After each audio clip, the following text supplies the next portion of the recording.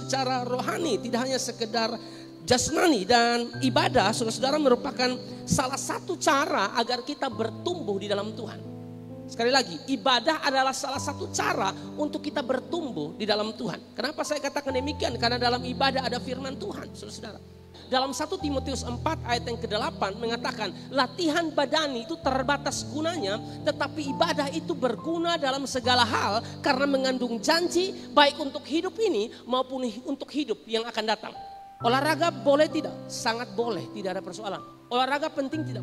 Penting, fisik juga perlu kuat. Tetapi ingat, saudara-saudara, kita olahraga tapi kita juga harus pentingkan ibadah. Atur sedemikian rupa waktu kita. Ada waktu saudara berolahraga, ada waktu saudara beribadah. Ada waktu saudara kerja, ada waktu saudara beribadah. Ada waktu saudara melakukan aktivitas-aktivitas saudara yang bersifat sekuler di luar sana. Tetapi ingat, Anda harus beribadah. Di dalam ibadah, saudara, ada firman.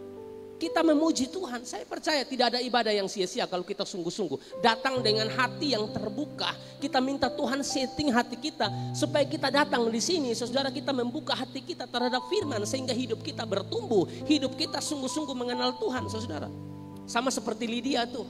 Waktu Paulus sedang berkhotbah, Alkitab mencatat Tuhanlah yang membuka hati daripada Lydia sehingga Lydia bisa mendengarkan firman Tuhan sehingga terjadi pertobatan. Dan Alkitab mencatat setelah dia mendengarkan khotbah daripada Paulus, dia memberi diri dibaptis.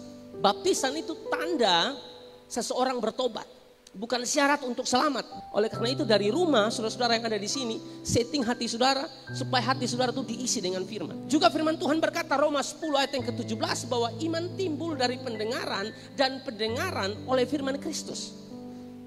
Bagaimana mungkin kita bisa bertumbuh dewasa, bertumbuh besar secara rohani bukan fisik kalau kita tidak suka dengar firman.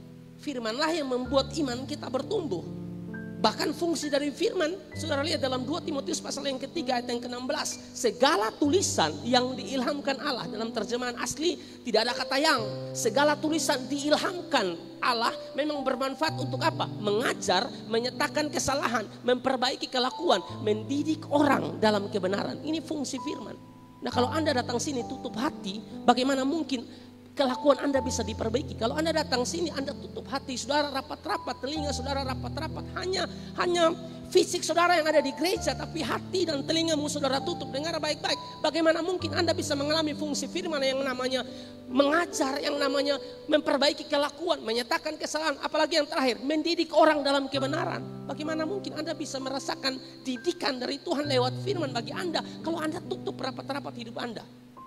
Yang artinya Anda akan sulit bertumbuh. Anda akan sulit dewasa secara rohani. Karena dewasa secara rohani bukan tentang usia. Karena saya sudah lihat ada orang yang usia tua tapi tidak bisa bersikap dewasa.